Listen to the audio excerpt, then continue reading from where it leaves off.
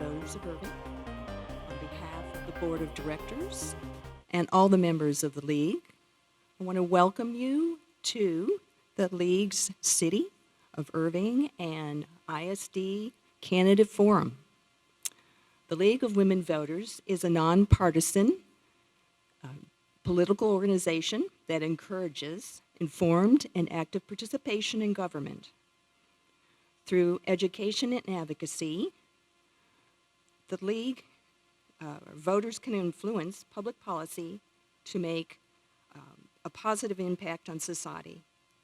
The League's mission is to help the voter understand the process and the power of voting.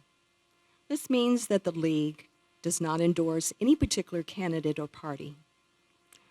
Tonight's forum will feature mayoral candidates, City Council places 3 and 5 candidates, and ISD Board of Trustee candidates. There will be 2 sessions.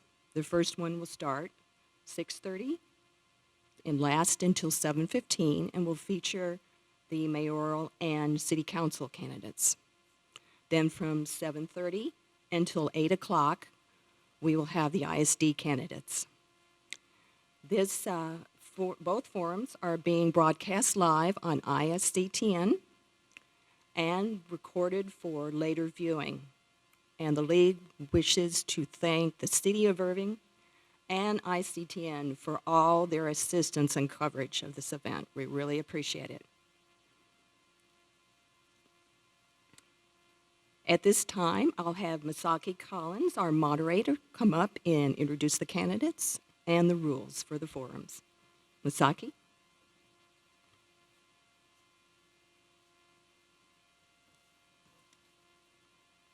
Thank you, Ernestine. So good evening and welcome to the 2020 League of Women Voters Voter Candidate Forum. And thank you all for being here. So I'm just going to go over a little bit of the housekeeping rules. So please speak into your mic when you're answering questions, and then don't forget to turn off your mic when you're finished. And then regarding the format, each candidate will have 1 minute for their opening statement, and then 1 minute for their closing statement, as well as 1 minute to answer each of the questions. So we will begin with the 1 minute statements from each candidate. We will just start on this side with Mayor Rick. Well, good evening, everyone, and thank you for the opportunity to be here. It's been a true privilege for me to have served the city over the last 25 years in different capacities, and most recently as the mayor. I feel that we have done a great job in bringing the community together. I believe we've done a great job of bringing our businesses as well as our residents together. You know, we're really a city that is over 100 years old, so we're working diligently to make sure our infrastructure is in place. We're making sure that we continue to build our job base, and we're looking forward to spending time with each and every one of you and hearing some questions. It's always a pleasure for me to be here, and I'm very thankful to the League for what they do so that people understand our positions, and I look forward to questions being asked this evening. Thank you, Mayor. Olivia? Good evening, muy buenas noches. I'm Dr. Olivia Novello Abreu, and I'm running for mayor of Irving. I was born and raised in Mexico, where I earned my Bachelor of Arts in Accounting from the Autonomous University of Guadalajara. I hold a master's from Columbia University in New York City and a doctorate in higher education from Texas A&M Commerce. Go Aggies, Gig 'em Aggies. I was a Northlake College full-time professor in ESL and Spanish until I retired 10 years ago. So I guess I've had a lot of retirement jobs. And then also taught for the University of Dallas and at Cistercian Preparatory School, plus hundreds of hours for Irving Independent School District, YMCA, local orchestra, and homeless shelters. Thank you very much. Again, Olivia. Thank you. Mark? Yes, my name is Mark Zeske. I'm a longtime resident of Irving. One of my fondest memories is going to the old library. It's now the Youth Teen Center when I was a kid, and playing sports down at the river bottoms. But since then, I've been involved in all sorts of activities, from served a couple decades on different boards, And I just really love the city, and I think it's heading in the right direction. I think it's just a wonderful place, a whole mosaic of different people and different causes and different dreams, and it's really exciting to be a part of. I teach at Irving ISD. I teach at Singley Academy. I'm proud of that. Before that, I was a long-time award-winning journalist, and I'm proud of that also. And I'd really like to represent you. I've had a blast running for office. It's been great. It's done nothing but help me realize how great the city is once again. Thank you. Thank you. Abdul? Good evening. My name is Abdul Khabeer, and I'm running for Irving City Council, Place 3. I'm born and raised in India, got graduated in India, and been in the US for 28 years. 13 years of that, I lived it in Illinois, and I moved into Irving on 2005. Being in the board member and the board president of local HOAs multiple times, served few terms, and I'm running for the city. And I have only few priorities that I'm going to work on. Number one is jobs, how we have to bring the jobs to the city. I know the city have a lot of people from outside the city come and work here. The second priority would be my safety and security. Police department has been doing a wonderful job, and we need to help them to do more. And then the third one is the infrastructure. I have some ideas which I'll explain it in the future. Thank you, Abdul. Mohammed? Thank you. Thank you for this invitation. This is Mohammed Akbar. I'm running for Irving City Council, Place 3. I believe I'll be best served these wonderful, vibrant, and dynamic communities. I have been living here with my families. My kids go to public schools, elementary and high schools. We use public infrastructures and public safety services. So we know how important it is to us and the residents as well. I'm a scientist. I published many articles. I work on COVID-19 familiar virus SARS pandemic. I know the limitation in testing and also in containing the epidemic. I work in a corporate sectors, and people have acknowledged my service first, work culture, trustworthiness, and accountability. With that, my deep sense of attachment and community service, as well as my background, prepare me to serve as your next city council person.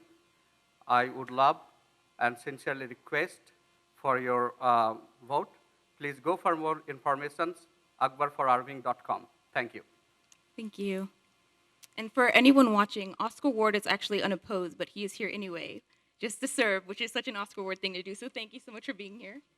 Oscar, your opening statement.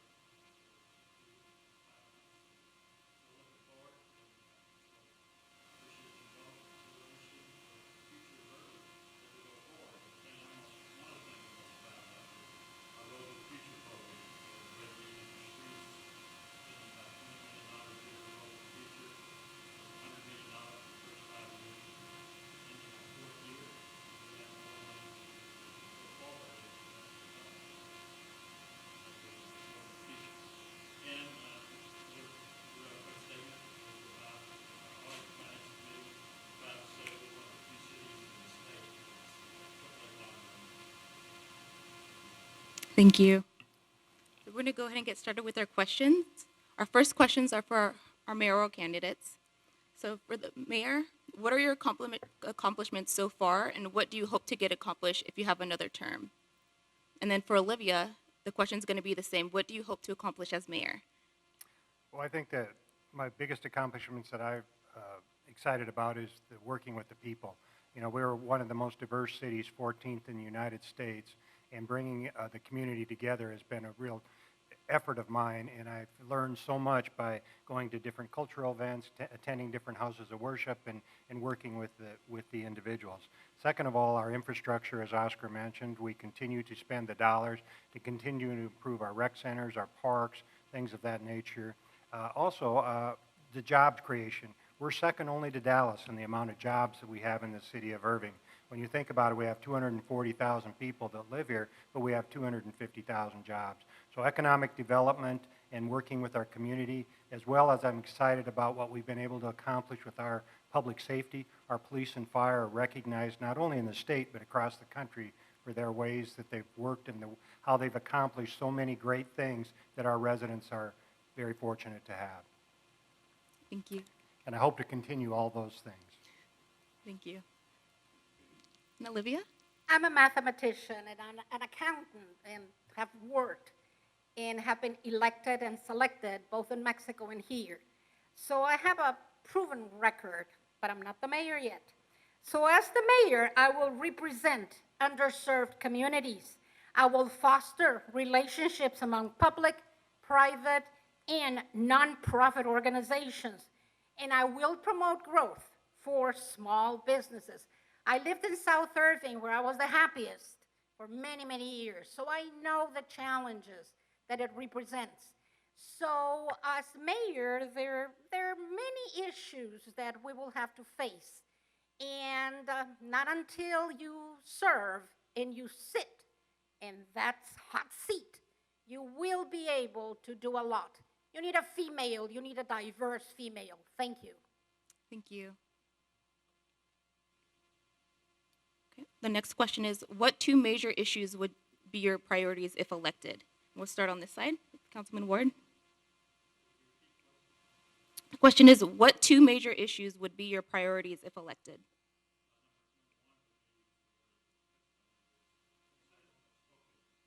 Citizens have spoken about our infrastructure. We already touched on the Road to the Future plan to continue that. We, like the mayor said earlier, about we're a city over 100 years old, and that's our program going forward.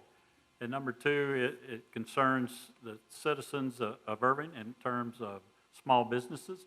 I can't tell you how many small businesses. That's really the heart of this city, the heartbeat of it. So that gets into economic development. So we've come a long way in economic development. Speaking of place 5 right now, we now have the Toyota Music Factory. We have different other organizations. Water Street is another one, the Weston Hotel, and there's more to come. So thank you. Thank you. Mohammed? Yes, so I have three major areas that I would focus: economic development, affordable housing, and diversity. We are in a new era of job market. It's a technology focus. So I will try to make sure that Irving become a tech hub, leading tech hub in knowledge-based economy.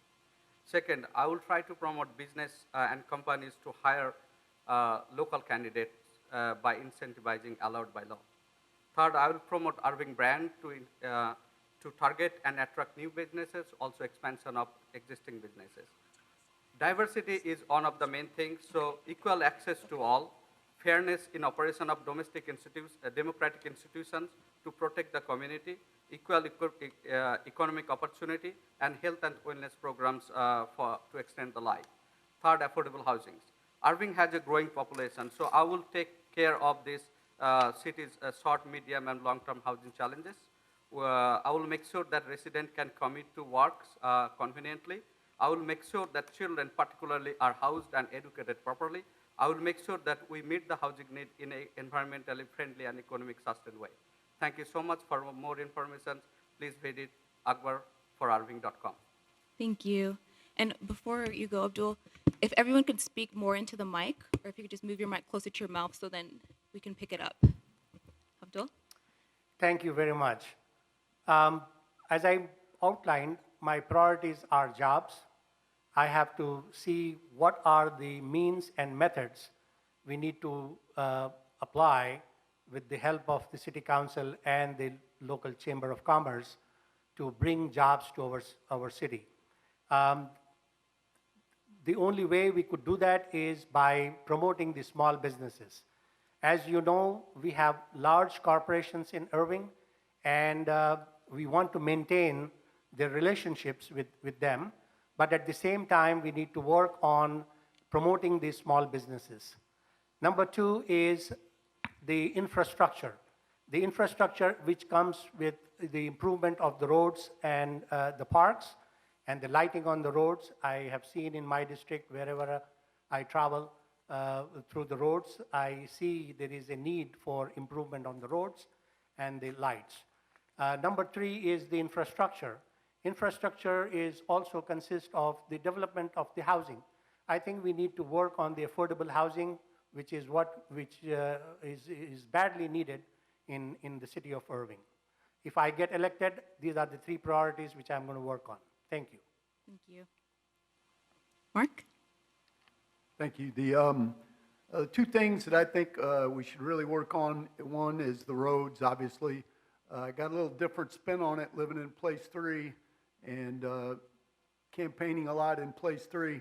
The airport is building a lot of warehouses, and there's a lot of traffic and 18-wheelers that are going down Valley View and going down all those roads on the west side of Irving, and we're going to have even more of a problem. There's still more growth going on there. There's more building. There's more residential areas being built. We're going to have to spend money on roads for a long time and spend a lot of money. So that's definitely a priority. The other thing, I'm going to take a little different step than most people. I think my second priority would be communications. I think that there's a lot that we do and we don't know about. And so I think that if we can just communicate better, I think that would get citizens more involved more, and that would ultimately solve a lot of the different problems that we face. Thank you. Olivia? Can you repeat the question again? Yes. The question is, what two major issues would be your priorities if elected? I think you have all said what seems to be the most important, the crucial aspects in Irving. One of them, of course, is affordable housing. There's nothing affordable now, especially north of Irving. There's no place for the homeless. We cannot ignore them. There are people like you, like me, and we need to pay attention to those situations. You're absolutely right with the 18-wheelers traversing everywhere now. And I'm deeply concerned about the traffic, which seems to, I'm the only one who's going 35, but everybody else is going like 55 and 60, and we don't have enough police officers to pretty much patrol. So we need to be like New York City. You know what? Let's become responsible for everything in the city. Let's become better citizens of the city. Thank you. Thank you. Next over. I think the challenges we face, we've talked about the housing. We have a homeless committee that we've been looking at how we can deal with those type of issues, how we can work through that. As we've learned through COVID is that we have great nonprofits within this community. We've got great houses of worship, and we have great organizations that have come together. And what we're trying to work through now is there are ones that deal well with providing food. There's ones that are doing well in providing rental assistance, mortgage assistance, things of that nature. And then there's others that have things that they deal with in regards to providing showers or washing of their clothes and things of that nature. So what we're trying to do is figure out how do we bring all these nonprofits together to make sure that there's no duplicates of effort. And as we move forward to a deal with our homeless situation, that we make sure that everybody is doing their part. We're very interested also in how we can move forward with affordable housing. One of the things that we have not addressed until recently is the 55 and older housing. We've approved 2 of those, and we're looking at 3 more as well. Okay, thank you. So our second question is a little long, so bear with me. So due to the seriousness of the pandemic situation, should city officials engage in an education campaign to alert residents to take the precautionary measures as recommended by the Dallas Health Department? And this time we will start with Mohammed.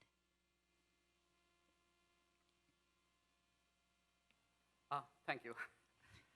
Since I work in SARS in 2002, and it's the same family of virus that caused the pandemic. So here is the things that what I knew at the time, and that's true for this time as well, is that what we need is a quick detection. There is nothing better than that. Then we need ensuring that we have a sufficient protection measure for all the citizens.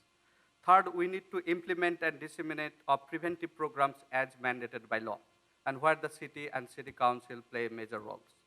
Third, we have to ensure that supportive cares are needed for all, so available for all those are needed. Third, we have to work closely with our state and federal partners to make sure that our small businesses are thriving and they need whatever support they need. We have to provide that support. With that, I think, thank you, and please visit akbarforarving.com for more information about pandemics and how we could help. Thank you. Abdul? Okay, first we have to follow the CDC guidelines to keep ourselves safe, follow, social distancing, follow wearing the masks wherever you go in the public places. All of those CDC guidelines we need to encourage our constituents to follow. As far as the growth of, because of the pandemic, we may see some, curve in our economic, development, but the city could provide the incentives to the small businesses so that we could be able to fund them and we could able to help them to sustain whatever the workforce they have with the help of the city and with the county and the state. I think the state has allocated some funding for the cities. That is still to be worked on. I would definitely push in the city council to work with the state to get that proper funding so that we could be able to sustain this pandemic. Thank you. Thank you. Mark? Yeah, I would be glad to help take a leadership role in getting us back to a safe and healthy and fun environment. I think the big thing is just to go slow, kind of take our time. The schools are kind of working out, they're kind of not working out. I think all of us just need to be unselfish. I think if we put others first, that there won't be any problem. I think that when I see people making mistakes, they're just kind of caring about themselves. But I think for the most part, people are really good about wearing their mask and being distanced. And so I have high hopes that we can all get back together again to where we're kind of got a normal life. We will have to pay the piper, so to speak, for the last few months and the cost that the pandemic hit. And I think that's going to roll downhill and maybe not even hit us for several more months. So it's also going to have to be a time of Irving is really lucky. Most of the world hasn't been expanding and growing and getting rich like we've been, and we're going to have to slow down a little bit, I think, to balance our budget. Thanks. Thank you. How fortunate of me, all the information that I've been receiving, so I'll just try to add on. I was reading recently that the health illiteracy is so big that people that are highly educated, will go to the doctor and cannot really read everything that they need to read, as far as numbers, everything that we need to know. So in my communities, it's even harder, because you're dealing with the language issues. So the city would need to really engage in education, not only with the language, but also about the cultures. In my communities, 10 people live in the same place. And if you take the census numbers, they'll tell you, oh, it's just me. And you hear like 10 more people, and oh, it's just me that lives here. So I think it's a lot of education. So you need to use the vernacular languages and also the cultures, which I know I can do because I've taught people from pretty much all over the world. Thank you very much. Thank you. Mayor Stover? COVID-19 has been a real challenge for all of us to deal with. The real issue is until we have a vaccine of some kind, we're going to live with it, and how we live with it depends upon how we choose to work with each other. As we've gone through this, I've been fortunate to work on different committees. I have a meeting a phone conference that I have once a week with the president's office, once with the governor's office, as well as the county office, to talk about how do we move forward with this. And there's the three simple things we all talk about: wearing your mask, safe distancing, and washing your hands. But the reality of where we're at right now is, how do we get people back to work in a safe environment, number one. Number two, how do we make sure that the dollars are available for those individuals to pay their rent assistance, pay their mortgage assistance, and be able to take care of their child's care, as well as the dollars that we need for our businesses. We are looking, in fact, we will have on our agenda this week another $1 million that we will be issuing out to small businesses at $50,000 a piece, that if it's used properly, they will not have to pay it back. So we will continue to provide those dollars in those areas. But until there's a vaccine, we're going to have to learn to adjust to it. Okay, thank you. Councilman Ward? Yes, ma'am. Thank you very much. And to the mayor's point, every council meeting since COVID really took off, so to speak, funds have been available from federal, state, and county. So we have a council meeting this Thursday, and it's going to start off with an update from an EMS department, giving us an update of what's going on. And I would recommend to everyone, look on our city's website. We got a fantastic update. It's always updated after the meetings some of the mayor goes to, and it's an excellent update.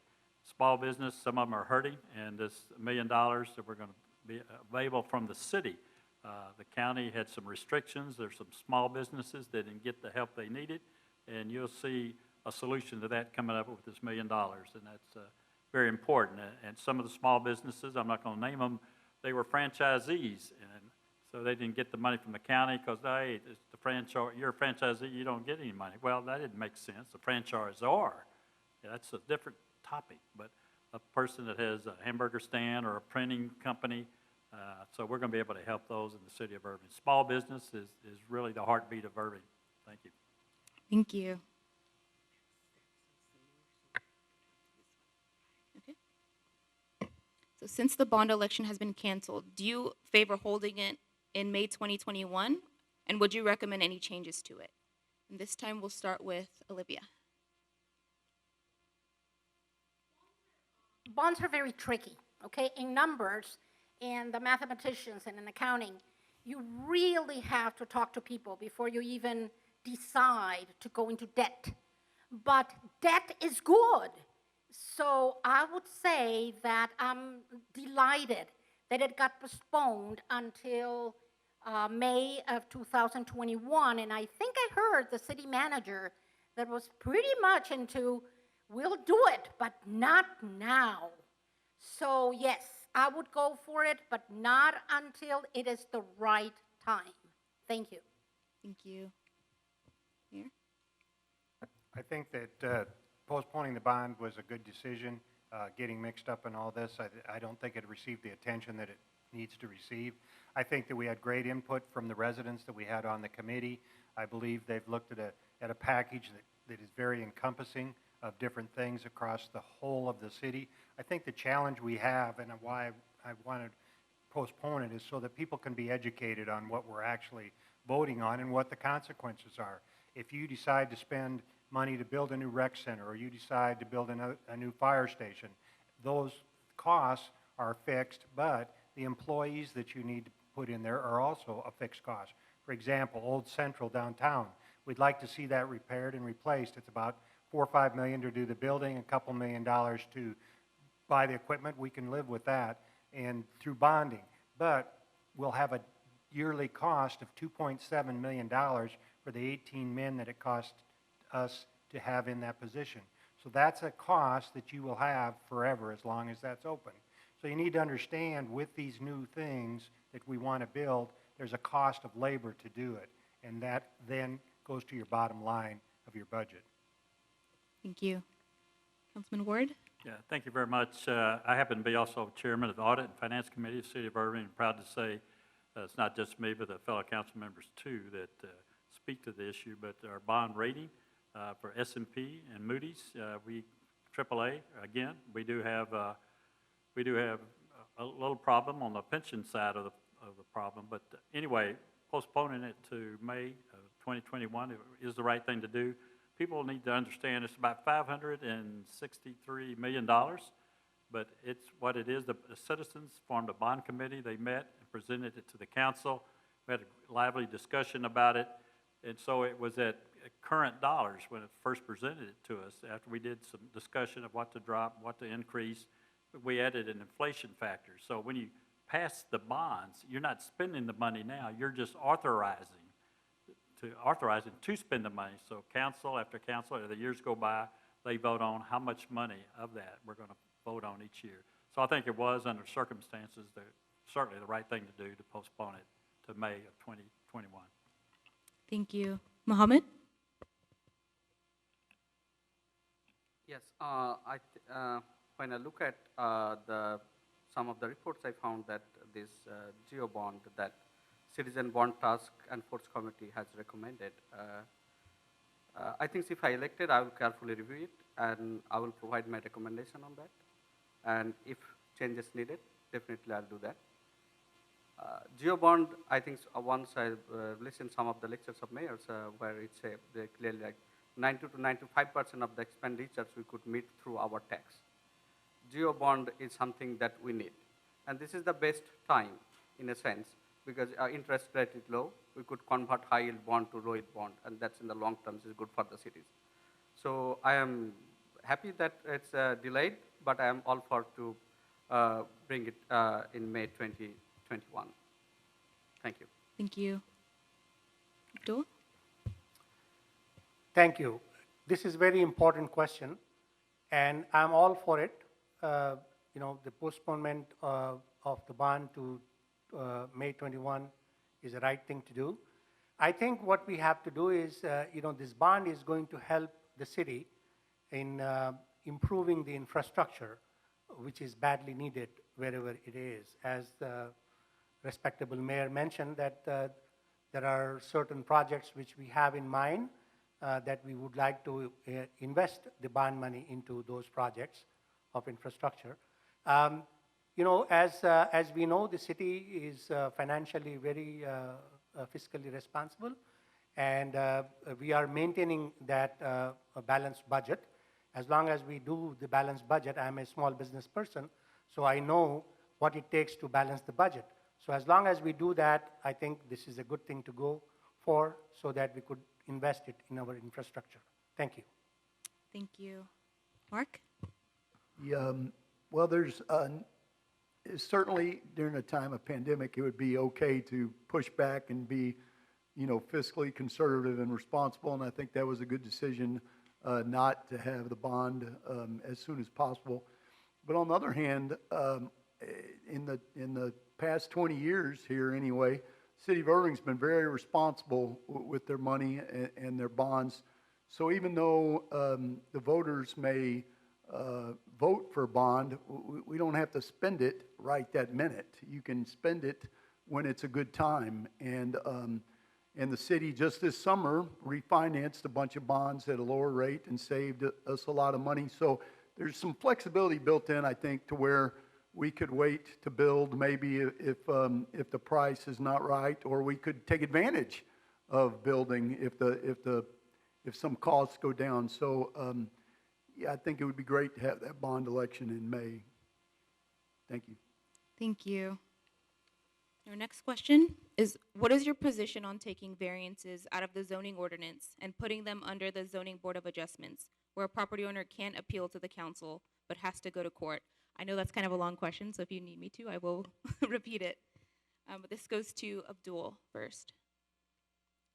Well, our city is growing.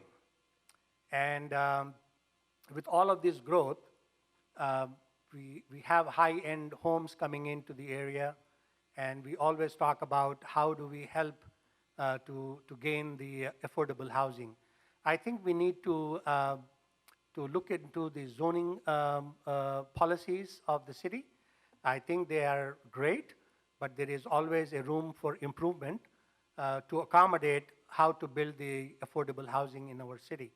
So if I get elected, I would definitely work on that, work with the Zoning and Planning Commission in Irving to see how we could retweak the zoning policies so that the people could be able to build affordable housing. Thank you.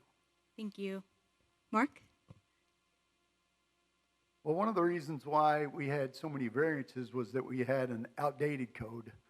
So we had a code that we were working with that was 50 years old, and all sorts of things have changed, from what type of apartment that somebody likes to zero lot lines to zero landscaping to a lot of different things. The number of cars that people have is a lot different than when my residence, my neighborhood was built. People have 4 or 5 cars in a family now instead of just 2. So things are changing, but we actually updated the code, and so I think there'll be a lot less of that. I don't think one way is particularly better than the other, because there's still going to be a problem, there's still going to be a battle, there's still going to be things to solve, there's still going to be issues. So I don't really think it matters. What I think is that we need to really just work hard to make sure that we get it right and that we understand the process. Thank you. Olivia? Due process. Due process. It's a great country. In Mexico, you just do it. You just go for it. Here, you plan. I had a kind of a funny man. He's a very good friend of mine. Oiga, cuando la elijan, whenever you get elected, you're going to protect me. And I said, no, I won't.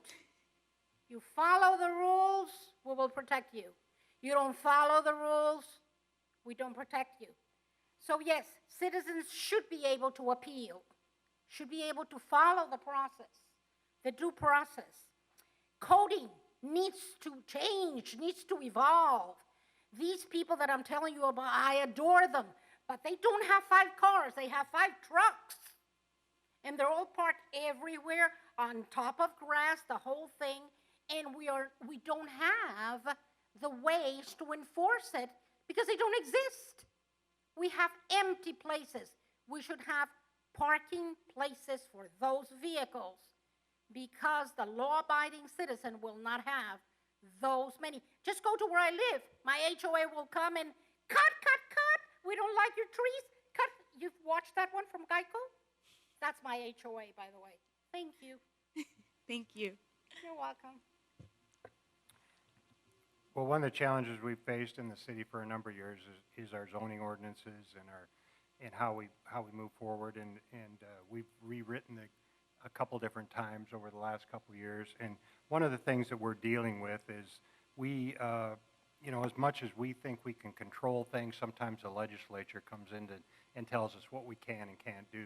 And so one of the challenges we've been looking at is how we enforce and how we work with residents that want to encroach in certain areas, and how do we do that for 1 or 2, but not the whole city. So what we'll be having a lively discussion on this tomorrow, both in 2 different committee meetings, or in a committee meeting as well as a council meeting, to talk about the pros and cons of having a zoning board of adjustment deal with some of those challenges that we see within the city.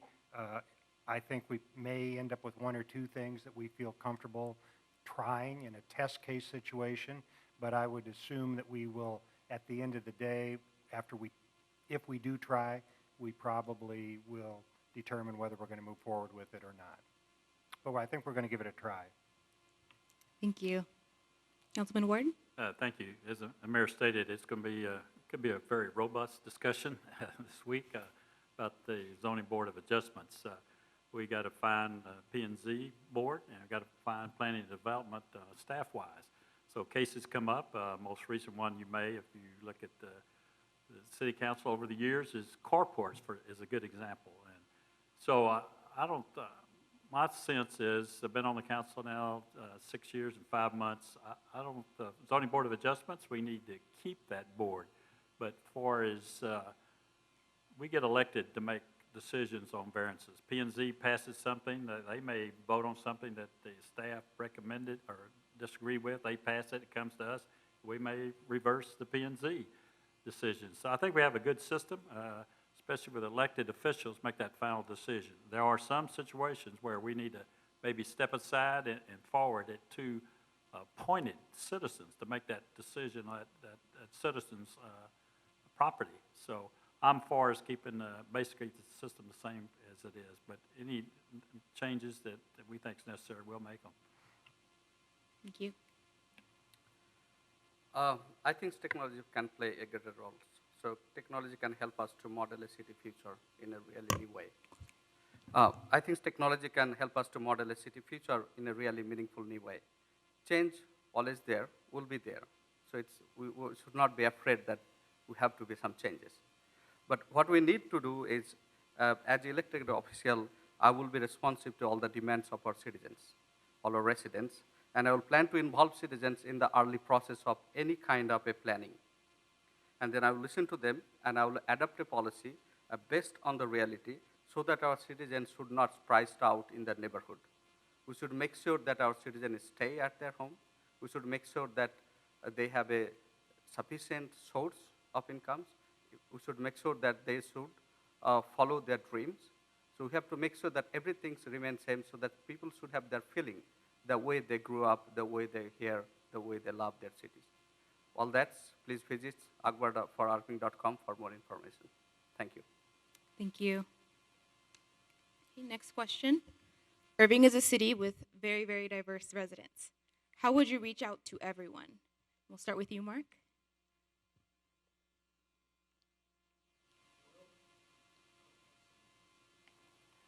It's funny that you say, how would you reach out to everyone? One of my favorite stories is I teach now at Singley Academy. And my first year there, I was teaching an AP Lit class, and I let the kids come in because they were high-level kids. I let them sit wherever they wanted. And I had a round table right next to my desk, and 5 girls came in and sat down, and they were born on 5 different continents. I mean, it was just an accident. They sat down there, and so I'm not sure you have to reach out. We're very diverse. I like to think of Irving as a 21st century port city because of the airport. We are what Ellis Island used to be 120 years ago. We are where everybody comes. We're the heart of the Metroplex. Everybody loves there. I think reaching out is easy. I've done it all my life. I think it's going to be fun. We're going to be more of a diverse and international city more than ever before. Thank you. Abdul?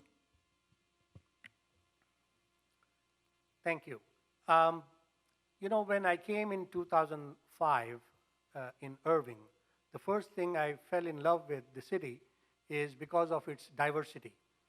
One of the most diverse zip code in the nation is 75038. And I love the city because of its diversity. But I want to see the diversified communities which lives in the city to participate in different level of government, police department, fire department, and other avenues of our city. We need our fair representation, and that is why we need to promote the diversity.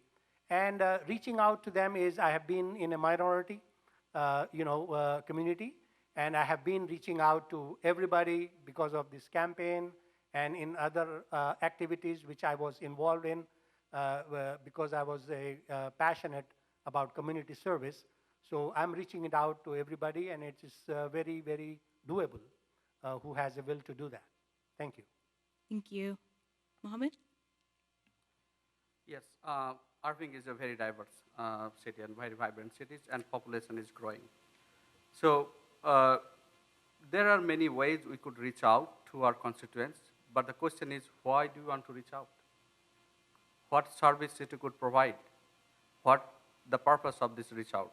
So here is the one thing that I've always thought, that the health and wellness programs that will extend the life of our residents, of the constituents, if we could properly develop that one, then we could reach out to a major portion of this resident. Second, if we do fairness in our democratic institution operations, by that way we could reach out to our residents more fairly. And then if we have equal opportunity, economic opportunity for all. So those are the things, that way we could not only reach out, we could make a change to our residents, and we could make it much more viable and vibrant cities. Thank you. Thank you. Councilman Ward? Yes, thank you very much. The way I reach out personally, when you're on the council, you get invited to different groups, different diverse groups, and I always try to make it a habit to encourage them to get on boards and commissions of the city. We're going through that now. This Saturday, we'll be doing, for about several hours, reviewing people that made applications, diverse boards and committees. And so that's a natural way to get the community involved. Another thing the city has done since May of 2014 is the 360 program. You may have heard it. We have citizens come in, and we started a second 360 program for the high school age, the youth of the city. They visit the police department, the firemen, the finance department, attend the council meetings, and that's been, I can't tell you how much the diversity you're beginning to see in our boards and commissions. So we are reaching out, and we're going to continue to do that. Thank you. Thank you. Mayor Stouffer? Well, I think if you really want to understand the diversity in the city, you have to put yourself in their shoes. And so attending the events, as Oscar said, eating the different foods, understanding the different cultures, being part of their community so that you understand why they do certain things, why they participate at certain events, why they're involved in certain things. And when you are able to do that and you are accepted within their community, then the next challenge comes that you bring the city manager, you bring the police chief, you bring the fire chief, and you sit around and you talk about what is it that we can do to help you? Do you need help with your business? Do you need help with school? How can we work together? And so that community feels comfortable that they can call our city manager, that they can call our police chief, that they can call our fire chief, and they can talk about the issues that they're facing and how do they move forward in that way. So to me, what has worked most best is that I put myself in their community and I learn the way they do things. And I think Mark said it right. The next generation already has done it. It's us that have to catch up. The kids know how to do it. Thank you. And Olivia? You used the word that I told always my English students, don't use anybody, everybody. So, everyone? Oh, I can't. I'm just human. So anyway, you reach out to leaders. You reach out to the community, to the groups, to the HOAs. You talk to people.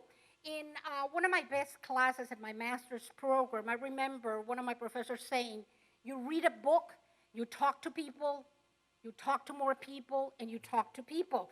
30 seconds, eating different foods. Mr. Stouffer, I admire you. I'm too old. I used to have ESL students who would bring very interesting food, and I would say, great, and you try it, and then you have your Alka-Seltzers at home. Today, I cannot. Thank you very much. Thank you. That is all for our questions. We're going to go into our closing statements now. Again, you have 1 minute. We'll start with Mayor Stouffer. Well, thank you again for taking the opportunity to be with us this evening and including me in this discussion. It's been a real privilege for me to serve the last 20-some years to this city, and I believe I'm qualified to take us into the next 3 years, or actually the next 2.5 years, as we face the challenges of the pandemic and getting our businesses back on their feet, getting our people back to work.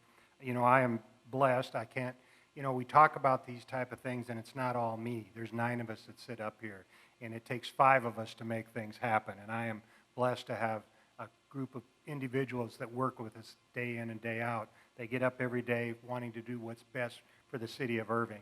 So I think we can continue to do what we've done. I'm very, very proud of our financial situation. In the last 3 years, because of the interest rates reductions, we have reduced the interest that the citizens will pay by over $80 million. So we are extremely fiscally responsible.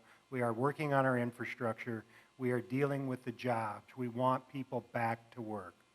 Again, Rick Stouffer, please vote for me. I look forward to serving another 2.5 years. Thank you. Thank you. Olivia? It's my time. With over 50% Latinos and so much diversity, the city needs someone who knows and understands firsthand the struggles that we go through to belong to the society. Mahatma Gandhi once said, you must be the change you wish to see in the world. Vote Olivia. O, organized. L, Latina. I, interesting. V, vivacious. I, informed. And A, authentic. Thank you. Thank you. Mark? Yes, I would just like your vote. I think I've proven to be successful in operating however the city needs to operate. I like to point to the times on my boards and what's happened. When I was on the cable board, well, we voted ourselves out of existence because it wasn't a monopoly anymore. So if you don't like government in your face, then I can do that.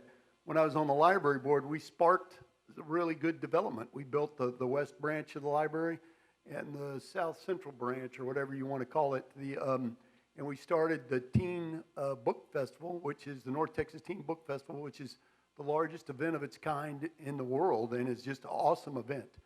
So, but if you like your investment sparked by the city, maybe, but you also could like it private enterprise. Well, my first 3 years on planning and zoning, we had over $1 billion each year in new commercial permits. So I'll be there for you, however you need me to be. Please vote for me, Mark Zeske. Thank you. Abdul? Thank you. First of all, I want to thank the Women's League of Voters of Irving for conducting this, and I want to thank the city to arrange this forum today. Time is the most important thing, and the flexibility of the time. I'm a business consultant. I have all the time available, 24/7 for the city, and I'm very flexible in my time. So my priorities, as I say, that the jobs, new creation of the jobs, and the affordable housing, and the safety and security and the infrastructure. These are the things which require a lot of focus, a lot of time to work with different committees and the city and with the state. And that is where my availability is going to be. And I count on your vote and support. Thank you very much for giving this opportunity. I look forward for your vote. Thanks. Thank you. Mohammed? Thank you. This 21st century leadership, we don't need just only the person who could do the known things, but we need somebody who know the unknown and devastating things like a COVID-19. So we need a leadership who have the capability of working in a highly environment and also in the corporate sector and academic sectors. So I have both the experience in working in academic and in corporate sectors. Also, this is the place we are deeply attached to. Over here, my kids are growing. I am also in the middle age, changing environments. I am also know what's the job market, how things are evolving. So I could relate to our citizens, residents much better. And I know the struggles they're doing, and I could feel that. So I have this deep sense of attachment with this place. I live, I love it, I call it as a home. I have this civic engagement services for long. I work for students. Thank you so much. My time is up. Please visit my website, akbarforarving.com, for more information. Thank you very much. Thank you. Councilman Ward? Yeah, thank you. First, I got to admit, I want to thank the League of Women Voters for you doing this year after year. And I've been asked, even my wife asked me and some friends, why are you participating in this one? At this time, you don't have an opponent. So I said, I want to give a thank you and a shout out to District 5. We only get single member district guys. We get voted by our district, obviously. And thank those voters the last 2 terms. And anyway, I appreciate their vote and support. And I do want to give out my telephone number real quick because I like to get input. That's these 6+ years really strong that getting phone calls, be able to do things for the people. So please call me, District 5 folks, really, the whole city. You can call me at 469-704-8479, or you can reach me at 214-537-4944. And thank you, League of Voters, for a great job you do for this community. Thank you very much. Thank you. So that is it for the first half. Thank you all so much for participating in our forum. Good luck to each of you. And for everyone watching at home, if you can please stay tuned for the forum for the Irving ISD School Board candidates next. Thank you.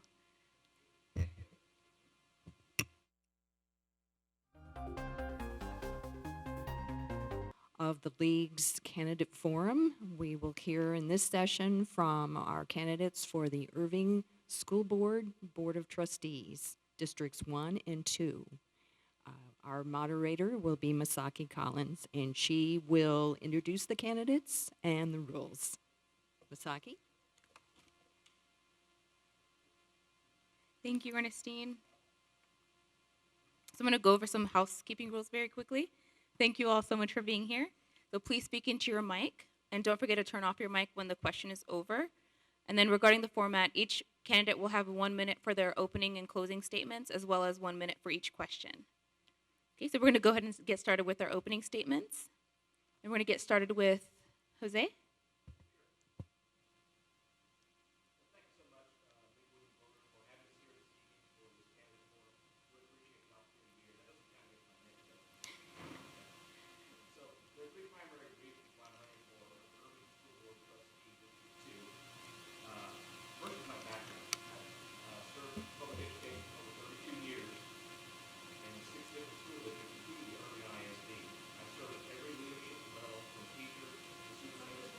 Oh, your mic.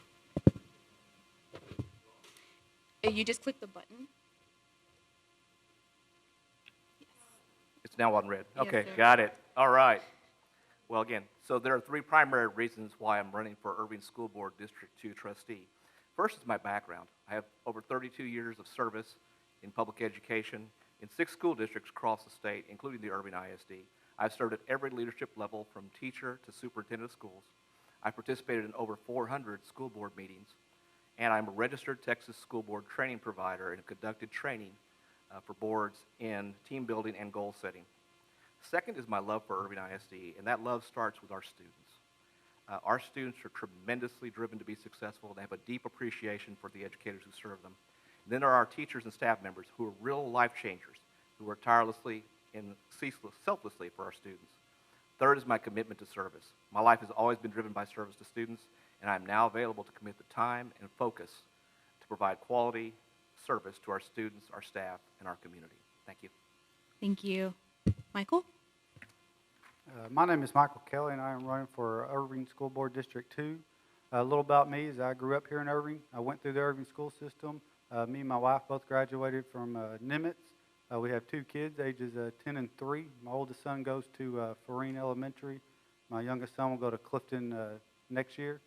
I'll have kids in the school district for the next 15 years, so building a strong district is important to me. I've served on the City of Irving Parks and Recreation Visionary Committee. I'm the president of the Cardinal Village Neighborhood Association, which is one of the most active neighborhood associations in the city. I am the vice president of the Irving Ambucks, or the Irving Los Colinas Ambucks Club, and I am looking to just build a stronger community through the school district. Thank you. Thank you. Trustee Rosemary? Good evening. I don't know where to start, except that I've been in Irving over 42 years, and I've worked in the Irving schools over 25 years, starting as a teacher, then a principal, and then to the administration building as a division director for professional development. My son went through the Irving schools his entire career, and he now teaches at Irving, he's a counselor, at Irving High School.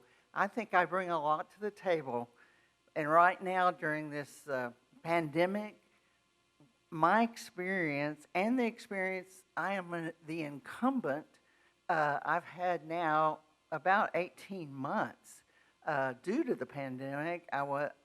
It was a great experience. I'm going to be able to hit the ground running. There's not going to be any learning curve. So I look forward to representing you again. Thank you. Thank you. And for our first question, what would be your top 2 priorities for this next term if elected? And we'll start with you, Michael. My top priorities would be I want to try to find or work on getting businesses involved with the schools. We got some different programs that go on with different, let's see here, it's called the Future Program, where kids are working in different, trades, stuff like that, and I want to team up businesses with each one of those, and I want to work on parent involvement. I know right now it's parent involvement's at an all-time high, just because of COVID going on, but I think that we need to build on that and make sure those parents are still here after COVID and working with the teachers in the school district. Thank you. Jose?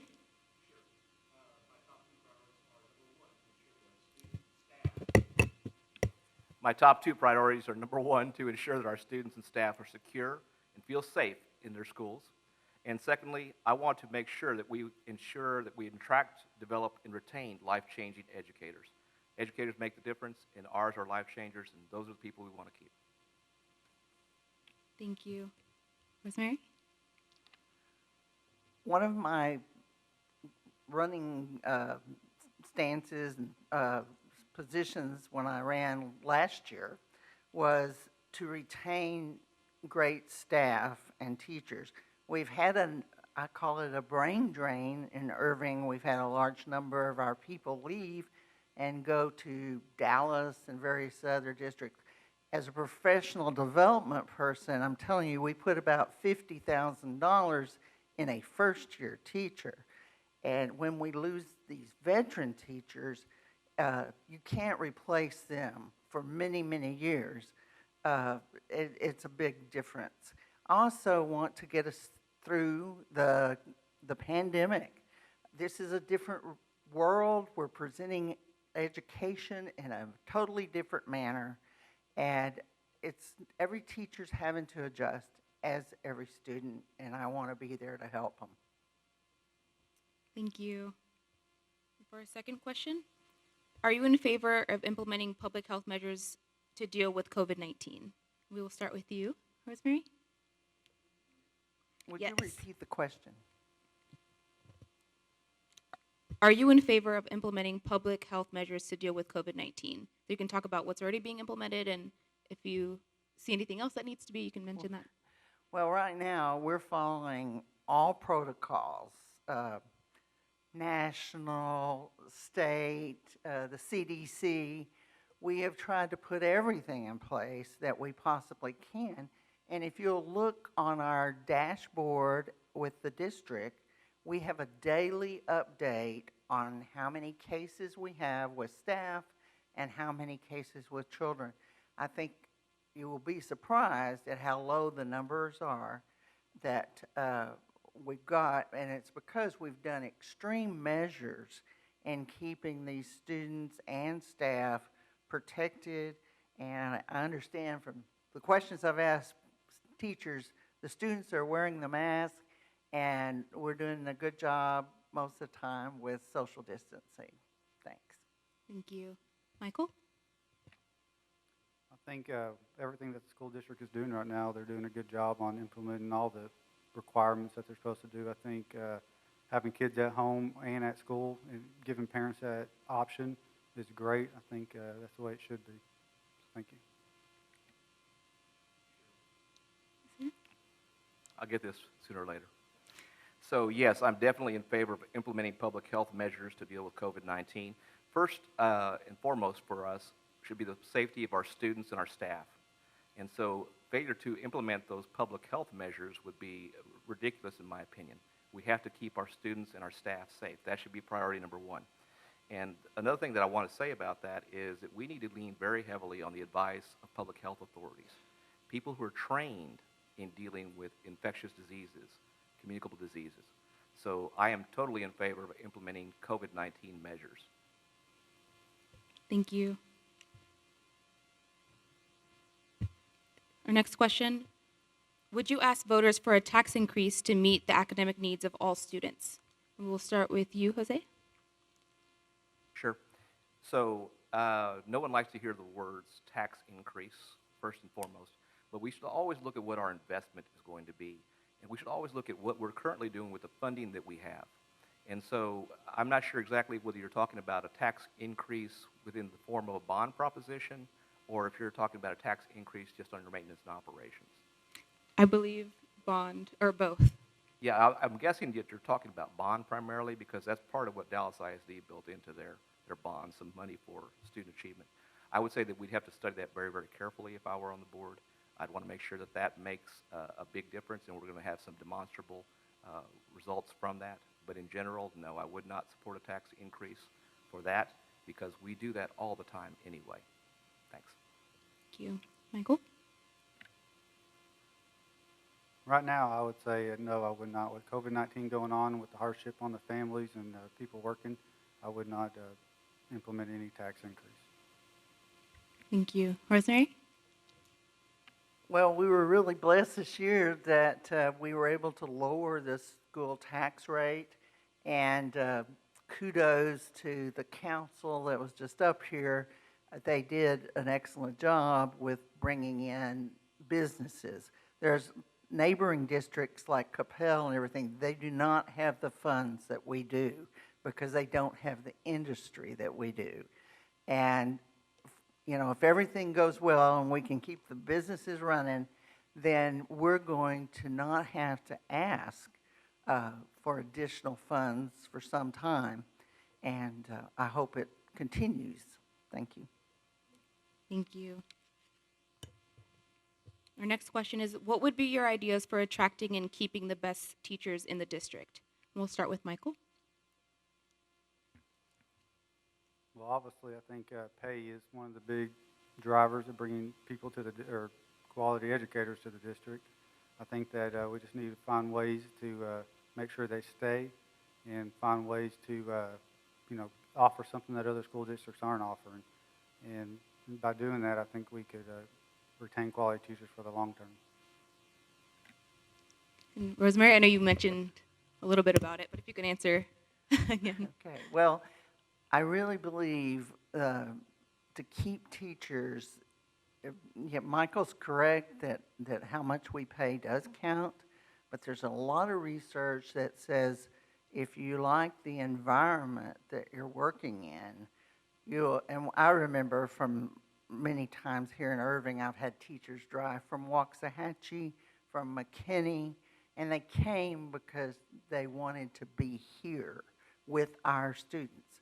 So I really believe if we can make a culture where people feel comfortable, they don't feel threatened, they don't think somebody's going to come in every day and catch them doing something wrong, I think we can really keep teachers here.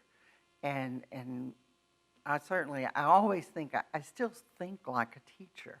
And the teachers work very, very hard, and we want to keep them. Thank you. Jose? Sure. I think first and foremost, we have to compensate our teachers fairly. We have to be competitive with the market, and we have to give them the kind of wages that help them live the lives they need to live. Secondly, we need to develop our staff. We need to support them in their efforts to grow, to innovate. And then finally, we need to have a culture of teamwork, which I think the district has done a great job of doing. I think people feel like if they are able to work together, they want to be in that environment. And so I think those are the types of things that we can do to attract and keep the best teachers in Irving ISD. Thank you. Our next question is, what steps would you take to increase parent involvement in the district? And we will start with you, Jose. Sure. I think there are some steps that we can take. I think Mr. Kelley has mentioned something about the COVID-19 helping parents become involved in a different way. I think we can certainly build on that type of thing. I think one of the things that we need to do as far as parent involvement goes is ask parents the question about what the barriers are that keep them from being involved. We may find out that it's a matter of work schedule. It's a matter of when events and opportunities are offered at the schools. We need to go ahead and see if we can be flexible in adjusting those time frames for when we have our parent involvement activities. I think also we can go ahead and capitalize on the parent involvement coordinators that the district currently has. We can see what kind of best practices, what types of things that they're doing that are being successful. Then we can look at how we can maybe replicate those throughout the district, expand them, refine them, and see what we can do to help parents become involved at a level that they're able to do. And then we also, with our remote learning right now and our Zooming, I think we can find some other ways to have parents involved. Thank you. Thank you. Michael? I agree with him. We need to just find ways in order to bring them closer to the kids in the school district with the Zooms and the time being able to come in. I think that, I went to my son's school last year, and they asked them for teachers or for parents to come in and just listen to their reports, and only 2 parents showed up. And I found out just by running across the email, I think we need to do a better job of reaching out to our parents. I know we have a paperless program, but maybe we need to relook at that and see if we can bring parents in by calling them, and like the parent liaisons at each school, maybe calling some and just bring them in that way. Thank you. Rosemary? Yes, I think if we get a positive out of the pandemic, it is going to be increased parent involvement. And we've got the data showing that parents come, they want to come, they want to be involved with their children. But as a former principal here, I had a lot of parents who had double jobs. There was no time to come. But with these Zoom meetings and these conference meetings, they're able to attend, and they want to be a part of their child's education. And we need to capture that. We don't want to lose some ground that we've gained right now. And I think it's super. I think we could have PTA meetings by Zoom. We could do lots of things to strengthen and make our parents feel at home in the Irving ISD. Thank you. We were just joined by Charles, who is also running for District 1. Charles, the question is, what steps would you take to increase parent involvement in the district? I'm sorry, and if you can use your mic. There, maybe. There we go. All right, thank you. And again, I apologize for being tardy. I was at another meeting that went about 2 hours longer than what we had anticipated, so sorry. We have used a number of different areas for parents to be involved. Rosemary said it very well. The Zoom tool that our parents have learned how to use, many of them, during this time period where their students have been using it, have been learning to use that tool, is probably one of the very best ways that we can do that going forward. One of the things that I do right now for my father is I'm kind of his eyes. He's legally blind. So we use cameras for me to read his mail. We can do the same sort of thing with parents. Use that tool that we've already got in place to allow them to see what's going on, to know to get communication. And some of those papers that got lost in backpacks in the past, by the way, now that we have Zoom, we can get those straight in front of the parent without having to worry about a student getting it to them. So use the tools that we've already learned to use this last year. Thank you.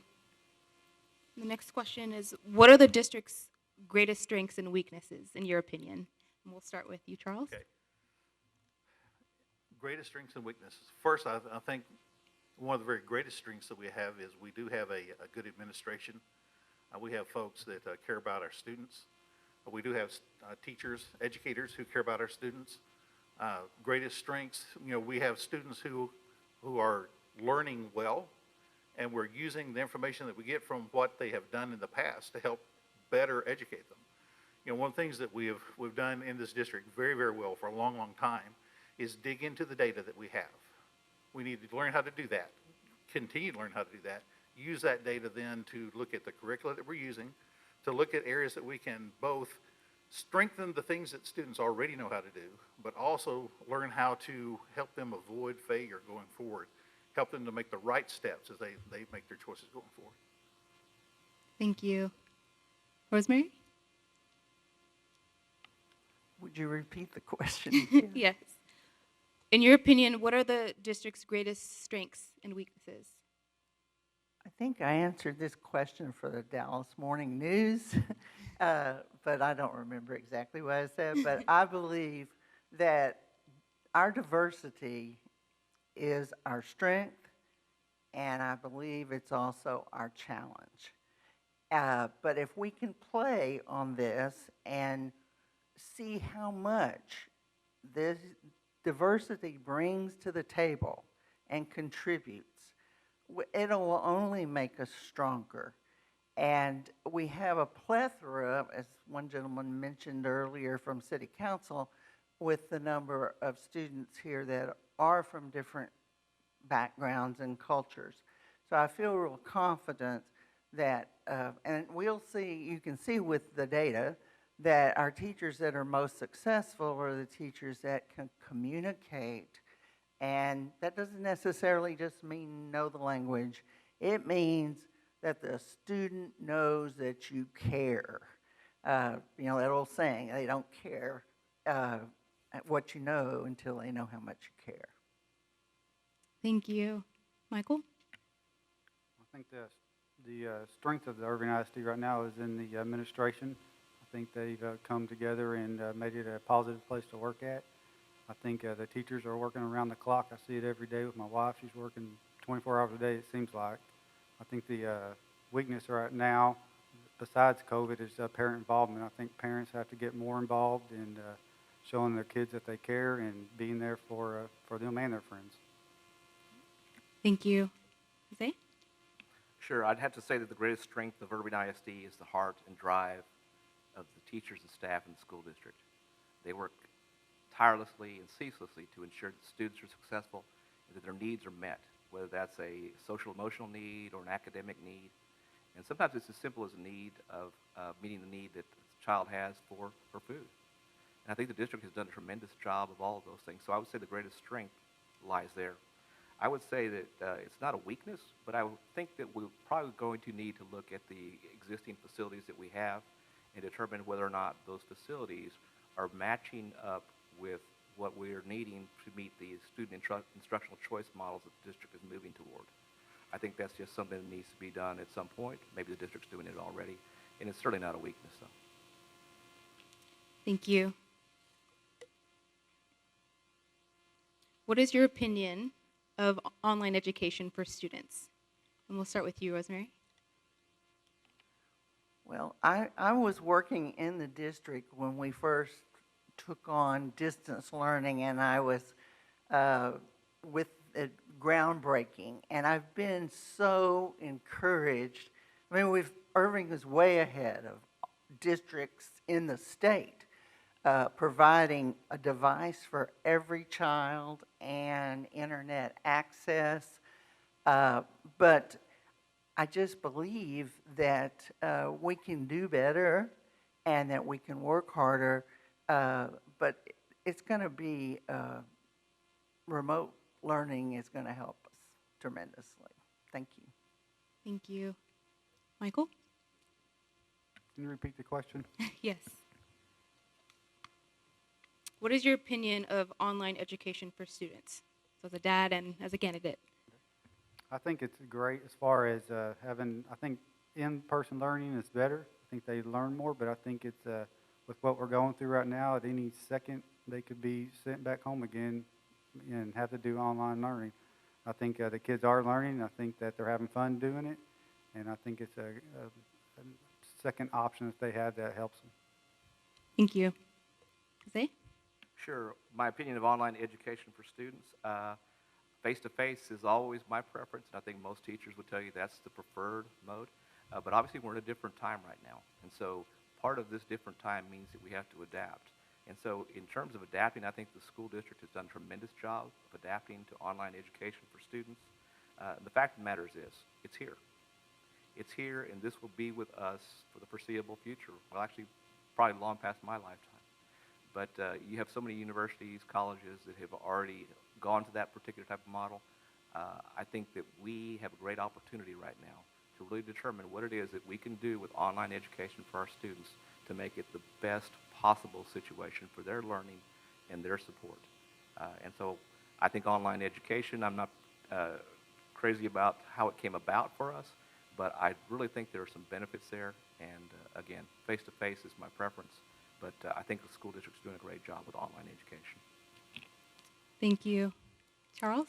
Well, you've heard consistently that eyeball to eyeball is the right way to do it, and we all agree, I think. However, we also recognize, as Dr. Parr said, that many of our educational institutions at the higher level have already gone to distance learning. One of the things that we have done a fantastic job, I think, of here in this district is adapting quickly, getting the tools in people's hands, and then helping those that are their support network to understand and use those tools to help them along. I think we're doing a good job. I think that that's something that we can look at as a tool to use for the future, not just for our students. I think that the distance learning tools that we have, the ability that we have to share that knowledge is something that we can pass along to that entire family. I think that we have the opportunity to give tools to not only the student, but to that family to help them to grow better, to grow into what this new world is, and I believe to help them be successful. It is a great tool, and we really do need to use it, and are learning to do it very well quickly now, I think. Thank you. So for our next question, this is a question that was submitted by one of our audience members. It's very long, so please bear with me. It's also in small cursive, so we're testing my Irving ISD education. Transparency and trust are characteristics which are needed to make a community run well. In this vein, has any city government or school district ever extended you an abrupt separation agreement in excess of $300,000? Would you think it was appropriate to run for an office which governs that entity without full disclosure of a previous payoff? And we'll start with you, Charles. I guess it's about transparency. Transparency is important. I'm not certain that was the best question that might have been asked, but transparency is very important. That's one of the things that I think our district does a good job of. I mean, the board meetings are televised. Everyone has opportunity to come and sit in. Our district buildings, although right now we're under very different rules because of COVID, have always been open to those who will go in and follow the rules and see what's going on. I've been associated with this district for a very, very long time, as many of these other folks have as well. Matter of fact, my wife actually taught one of the candidates. So, you know, we have seen a lot of different things go on, but I've never had a situation where I felt like I was misled or lied to by the district. I feel like that, especially the leadership that we have in place now, has done a very good job of trying to be open and very transparent in what they do, let folks know what's going on, and give them opportunities to both give input and participate. Thank you. Rosemary? Well, you know, transparency is not that easy in that we have so much going on, so many different places. But I believe this district has done an outstanding job of communicating in all the various aspects. And we're like a big city running at over 30,000 students. I really think that, and a good example is what we're done with reporting the COVID cases, that you can go and you can actually look and see how many cases we have active right now in the district, and you can see it by the school. So I think that answers a lot of parents' questions and maybe relieves some of their stress. And I think it was an excellent idea to put it out there, and we don't have to wait to hear about it on the nightly news. Thank you. Michael? Can you repeat the question? I'm just kidding. I think transparency is good for any board. I think that you know, the more transparency is, the better everyone will feel about the way things are running.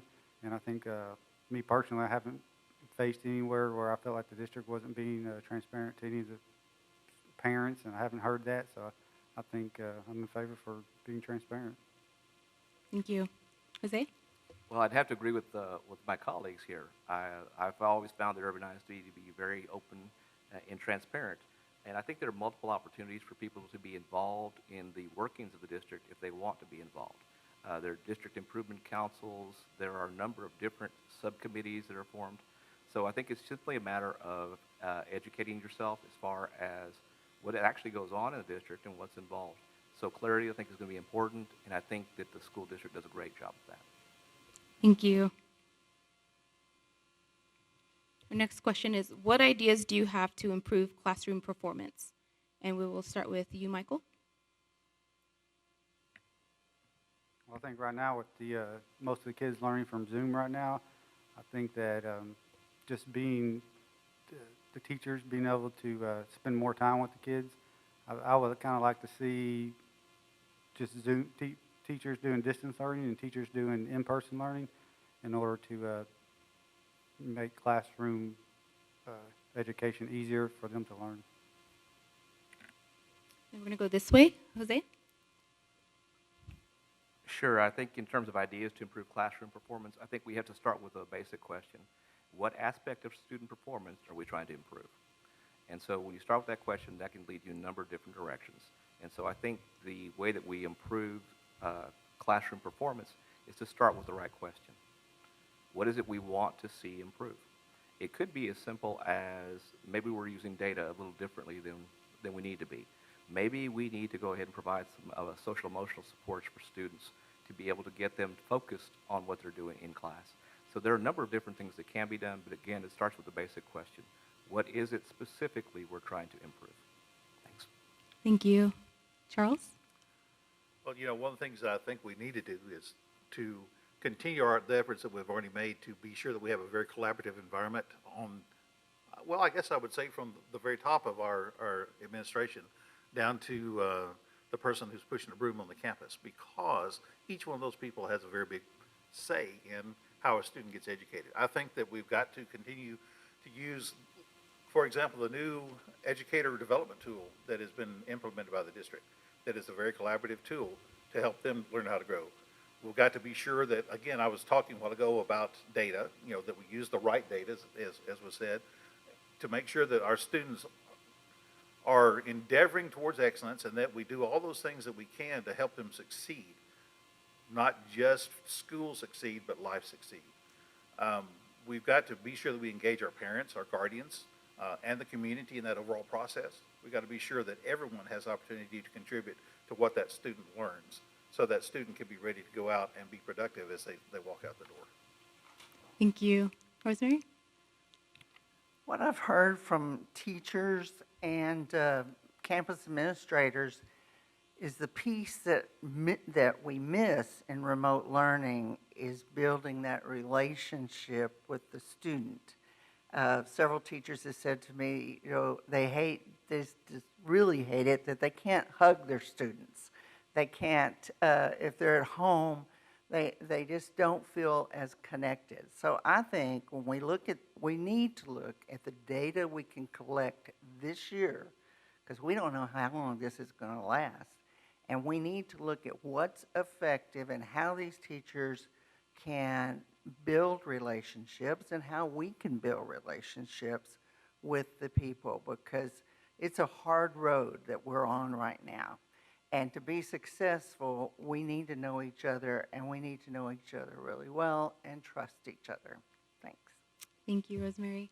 So that was it for our questions. Next, we're going to go into our closing statements. So reminder, each candidate has 1 minute for closing statements.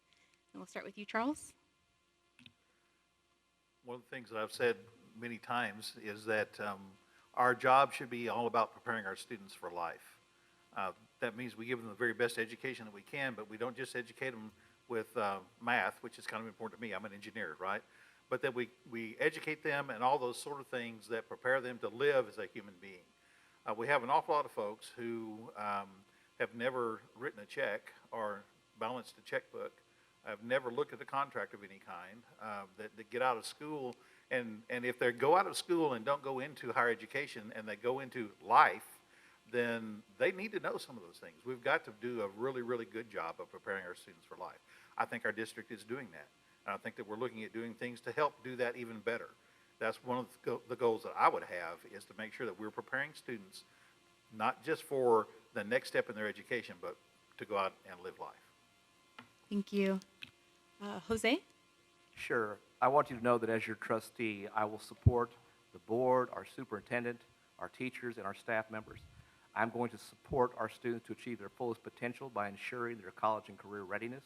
I'm going to support efforts to attract, develop, and retain life-changing educators. And I'm going to support efforts to ensure that our students and staff are secure and feel safe in their schools. And so, as your trustee, you can also expect me to be consistent and balanced in my decision-making. I've served in a lot of different roles, so I can see things from a lot of different perspectives. And I will work tirelessly for our students, our teachers, our superintendent, and our staff. I will be prepared for meetings and be an excellent representative of our board and our school district. I'll be fiscally prudent. Monetary investments will be wise and have visible impact. And I will be a champion for our students and staff. There's never been a more critical time to elect someone who can hit the ground running, already understanding the role and work of a school board trustee. Thank you for your time this evening. Thank you. Michael? So when elected to the board, I'll be the only trustee that has kids in the district. I think we desperately need someone with kids in the district right now to see what all the parents are going through. I see it every day with my wife being a teacher and my son being a student. I will make sure that I'm doing everything I can to be a voice for the parent and the teacher. During this time of COVID, I'll make sure that we're doing everything we can to keep teachers and staff and kids safe. And I will make sure that we're going to be a district that is bringing people in that people want to live here for. Thank you. Thank you. Rosemary? Well, I think I'm going to bring, and I know I'm going to bring, 18 months of actually serving on the board, and I work well with the other board members. I think that needs to be brought out because historically this board has not always worked well together. This year we have really bonded, and we've been, I think, very strong in our assistance to the superintendent. We like each other, and that helps. I also say that I would like to continue to work with the parents, and I think, as I say, I believe the pandemic has opened the door for that we've used so much of technology that parents now feel comfortable with it. And I'd like to say I don't have a student in the district, but I have a son that works in the district that was a student, okay? Thank you.